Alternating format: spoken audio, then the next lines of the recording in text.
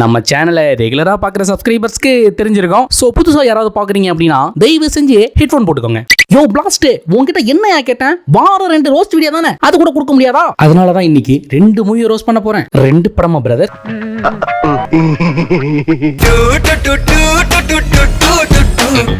கேர்டேக்கராக வந்த பெண்ணை take over செய்யும் அங்கிள் ஜெனி. இவங்க தான் நான் சொல்லியிருந்தேனே கேர்டேக்கர்.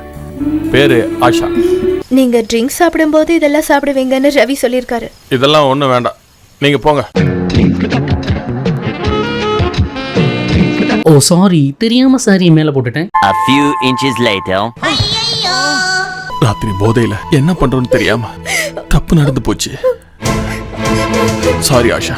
அம்மா அவ போடுனா போட்டுடுவாமா. ஆளை பார்த்தா டம்மி பீஸா இருக்க, பயங்கரமான ஆளா இருக்கேடா. மேனேஜர் கோபால் சொல்லியதா கோஸ்ட் பங்களாவில் கோஸ்ட் கிட்ட மாட்டிய மாடர்ன் கே.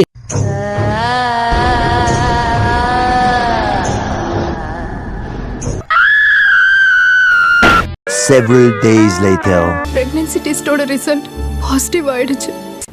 சத்தியமா நான் சொல்றதெல்லாம் உண்மை சார். பேய் தான் என்ன ஏதோ பண்ணிடுச்சு சார். ஏமா பேய்க்கு காலே இருக்காது, அப்புறம் எப்படி?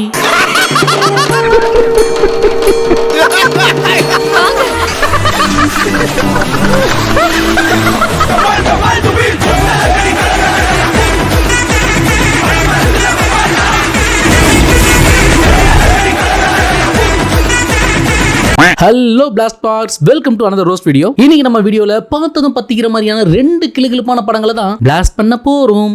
இந்த 2 படங்களும் கான்செப்ட் ஒன்று தான், ஆனா காட்சிகள் தான் வேற வேற எடுத்து வச்சிருக்காங்க. காஞ்சி போன கணவன்மார்கள் கொட்டு பசியில இருக்கும்போது காட்டுன்னு காட்டிடுறாங்க காட்சி தினத்தை. அதுதான் 2 படத்துலயும் சேமா இருக்கு.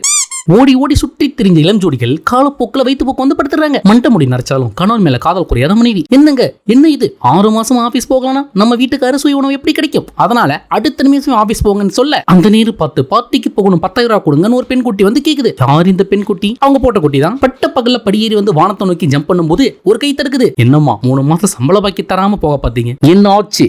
ஏன் வேலைக்காரவன் கையை பிடிச்சி இழுத்தான்? எனக்கு வேற வழி தெரியலே கோபால். கொத்து புரோட்டா வேணும்னு கிட்ட கூட வாங்கி கொடுக்க யாருமே என் பக்கத்துல இல்ல. அதான் வேலைக்காரன் இருக்கானே, அவன்கிட்ட கேட்டுக்கலாமே. அவன் என்னவே கொத்த பாக்குறான் கோபால். சரி, உன கூட இருந்து பாத்துக்க ஒரு கேர்டேக்கர் அப்பாயிண்ட் பண்றேன். உலகத்துல எந்த மூலையில இருந்தாவது ஒரு அழகான ஆன்ட்டிய நாளைக்கு அப்பாயிண்ட் பண்ணணும். இப்பவே எல்லா பேப்பர்லயும் நியூஸ் கொடுங்க. தமிழ்நாடு ஃபுல்லா போகணும். ஆர்டர் அனுப்புங்க.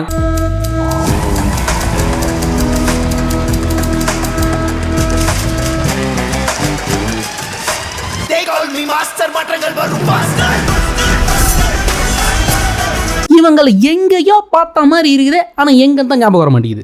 ஹாய் சார், ஆன்டி வேணும்னு ஆர்டர் பார்த்தேன். நான் தான் பேப்பர் ஆர்டர் கொடுத்துருந்தேன். இவங்கள தான் நீங்க பாத்துக்கணும். ஓகே சார், பட் மாசமான 1 லட்சம் கண்டிப்பா கொடுத்துடணும். பேச்ச மாத்த கூடாது, மாசமானாதான் 1 லட்சம். ஆமா சார், மாசமான 1 லட்சம் கொடுத்துருங்க. திரும்பவும் சொல்றேன், மாசமானாதான் 1 லட்சம். ஓஹோ, இவர் நம்ம கிட்ட மேட்ரு எதிர்பார்க்கறாரு போல. ஓகே, அடுத்த சீன்ல பாத்துக்கலாம். இதுக்கு முன்னால எங்க வேலை பார்த்துட்டு இருந்தீங்க? நான் கைலாசால ஒரு ஜென்டில்மேன் கிட்ட ஜென்டல் மேனேஜரா ஒர்க் பண்ணிட்டு இருந்தேன். ஆமா, அவங்கள கொஞ்சம் என் கூட தனி அனுப்பி வைக்கிறீங்களா? அடப்பெரிய சைஸ் பெருச்சாலி, என்ன தேடி இருந்தா என்கிட்டயே வந்து அவங்கள தனி அனுப்பி சொல்லுவேன். அவங்க கிட்ட கேள்றா, வாங்க உங்களுக்கு வீட்டை நான் சுத்தி காட்டுறேன். எங்க ஐயாவுக்கு கோடிக்கணக்கில் சொத்து இருக்குது, ஆனா சொந்தம்னு சொல்லதான் யாருமே இல்ல. அப்போ ஐயாவோட பொண்ணு அது அடுத்த திரு அஸ்வின் கூட அஞ்சால் குஜால் பண்ணிட்டு சுத்திட்டு இருக்குது.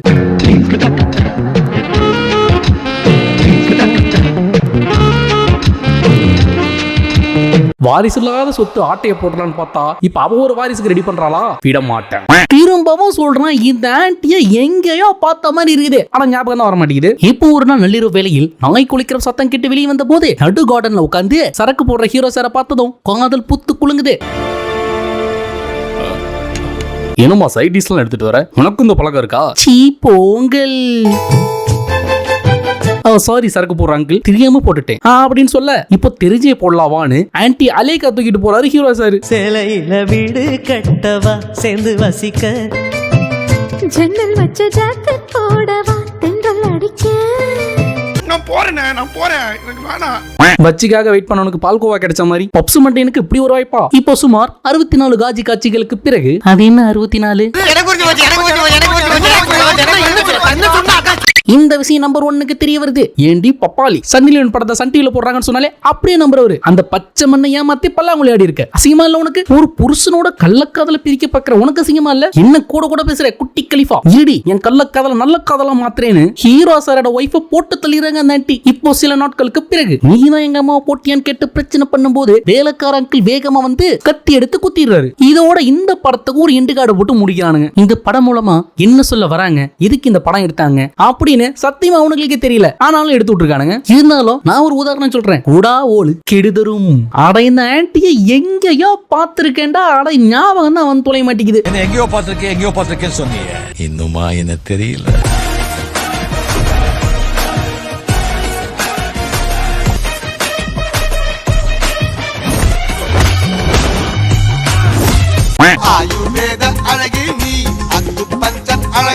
டேய் அந்த ஆயுர்வேத அழகியா இந்த ஆண்டி தலைவன் கிடைக்கிற இடத்தெல்லாம் சிக்ஸர் அடிச்சிருக்காயா.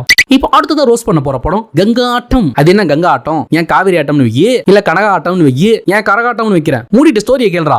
அதிகாலை 6 மணிக்கு ஆன்டி பாலோட வந்து பலார்னு ஒண்ணு விட்டு பட்டுன்னு ஆபீஸ் கிளம்ப சொல்ல அறக்க பறக்க கிளம்பி போறாங்க ஹீரோயின். யார் இவள்? இவ்வளவு வேகமாக ஆபீஸ் போக என்ன காரணம்? இவள் ஆபீஸ்க்கு சென்று அலசி பார்ப்போமா? எங்க 2 பேரும் ஊர் சுத்திட்டு வரீங்க? ஆபீஸோட நேரமா இது? வீட்ல இருந்து கிளம்பும் போது கொஞ்சம் லேட் ஆயிடுச்சு. மை டியர் ஸ்டாஃப்ஸ், இந்த மந்த் நம்ம டார்கெட் அச்சீவ் பண்ணி ஆகணும். இப்போல இருந்து ஒவ்வொருத்தரும் தனித்தனியா ஹார்ட் ஒர்க் பண்ணுங்க. ஒரு நாளைக்கு 30 கிளைண்டாவது மீட் பண்ணணும். கிளைண்டோட சாட்டிஸ்ஃபைட் தான் நமக்கு ரொம்ப முக்கியம். அவ்வளவு பெரிய ஆபீஸா? அப்படின்னு ஆபீஸ் அட வீடு வீடா போய் சிஎஃப்எல் பல்ப் வைக்கணும்டா. அதுக்காக அவங்க செய்யற தொழில ஒண்ணு குத்தம் சொல்லல. இவங்க அந்த கிளைண்ட் எப்படி சாட்டிஸ்ஃபை பண்றாங்கன்னு பாருங்களேன். வணக்கம் சார், இது கவர்மெண்ட் அப்ரூவ் பண்ண சிஎல்எஃப் பல்ப். எவ்வளவு லோ வோல்டேஜ்லயும் எரியும் சார். இதோட மார்க்கெட் பிரைஸ். நிறுத்து, இங்க எல்லாம் சிஎஃப்எல் பல்ப் தான். ரெண்டாவது வாங்கிக்கோங்க, அப்பதான் என் டார்கெட்டை கம்ப்ளீட் பண்ண முடியும்.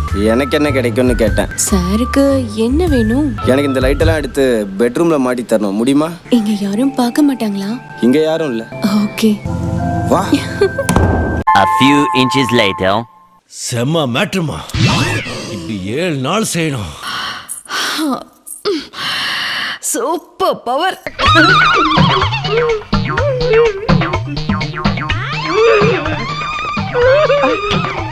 அப்போ இப்படிதான் வீட்டு விட போய் பல்பை காட்டி இது பல்பை மாட்டி கிளைண்ட்டை பிடிக்கிற. யோ வால்டர், எதுக்கே எரிஞ்சிட்டு இருக்க பல்பை ஷூட் பண்ண? நம்ம வீட்டுக்கும் சிஎஃப்எல் பல்ப் போட போறேன். அந்த பொண்ணுக்கு ஃபோன் பண்ணி வர சொல்லு. ஆமா, கேவலம் ஒரு 30 பல்புக்காக முந்தி விரிச்சிட்டு வந்திருக்க. வெக்கமா இல்ல? இருந்துச்சு. எப்போ கிளைண்ட் இருட்டில் எனக்கு கண்ணு தெரியாதுன்னு சொன்னப்போ. ஆராய்ச்சி. ஆமா, இவ்வளவு கோவப்படுறீங்க. ஏன் நீ 30 பல்புக்காக படுக்க மாட்டியா? பல்புக்காக எல்லாம் படுக்க முடியாது. ஒரு 10 லட்சம் கொடுக்க சொல்லு, பலான ஆக்டராவே மாறி காட்டுறேன். பல்புக்காக பாடி இழந்த நீ ஒரு பண்ணாட, 10 லட்சம் கொடுத்தா பலான படத்துல நடிக்கிற நீ ஒரு பரதேசி. நீங்க 2 பேரும் இந்த படத்துல ஹீரோயின். இப்ப பேசிட்டு நடக்கும் போது ஒரு அழகான மாலிமன் இந்த வஞ்சி கூடிய பார்த்துட்டே போறான். அப்பதான் ஒரு பிளாஷ்பேக் வருது. கடந்த 2 வருஷத்துக்கு முன்னால இந்த ராக்கி பாயும் ஹீரோயினும் காதல் பண்ணி சுற்றி திரிஞ்சிட்டு இருந்திருக்காங்க.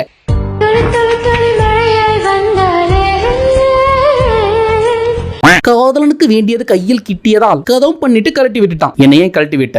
கழட்டாம எப்படி விட முடியும்? யூ பாஸ்கர், என்ன விட ஒரு பணக்காரியை பிக்கப் பண்ணிட்டு திமிர்ல பேசுறல, நானும் பணக்காரி ஆகிறேன்னு சவால் விட்டுருப்பாங்க. பணக்காரி ஆகிறேன்னு சொல்லிட்டு இப்படி பல்பு வித்துட்டு இருக்க Crazy girl. Excuse me sir, நீ எதுக்கு கூப்பிட்டீங்க? நம்ம ஆபீஸ்ல அதிகம் உழைக்கிறது நீதாமா, அதனால உனக்கு ஒரு பெரிய டாஸ்க் தரலான்னு இருக்கேன். என்ன சார் டாஸ்க்? பக்கத்தூர்ல இருக்க பங்களாக்கு 10 பல்பு கேட்டிருக்காங்க. அதை போய் டெலிவரி பண்ணிட்டு டீசென்ட்டா வந்துரு அப்படின்னு சொல்ல ஸ்கூட்டி எடுத்துட்டு இந்த பேட்டி கிளம்பிடுது. போன இடத்தில் பங்களா வைகீகமாக கச்சலிக்க பெண்குட்டி கோரட்சி பீதியாயி. எது சாரி பீதியாயி. நான் இந்த வீட்டு வாட்ச்மேன், பேரு முனியாண்டி. யோ பிகில் வில்லன், நீ என்னையா பண்றீங்க? என்னமா நீதான் பல்புக்கு வந்தவளா? பல்பை தூக்கிட்டு என் பின்னாலே வா. இப்போ அந்த பல்புக்கெல்லாம் உயிர் கொடுத்துக்கிட்டு இருக்கும் போது ஒரு 5 ரிட்டன் ஆன்டி வந்து கபால்னு பயமுறுத்துது. அட குறை மாசத்தை குறைங்க, கொஞ்சம் சொல்லிட்டு வரக்கூடாது. இப்ப மீதமுள்ள பல்புகளை மாட்டிக்கொண்டிருக்கும் போது இன்னும் சற்று பீதி எறியக்கூடிய காட்சிகள் அரங்கேறுது. என்னம்மா உங்களுக்கு டீ வேணுமா? டேய் கெல்மா படம்னு சொல்லிட்டு தானடா நடிக்க கூப்பிட்டீங்க. இப்போ என்னடா படத்துல பீஸா பட எஃபெக்ட்லாம் வருது?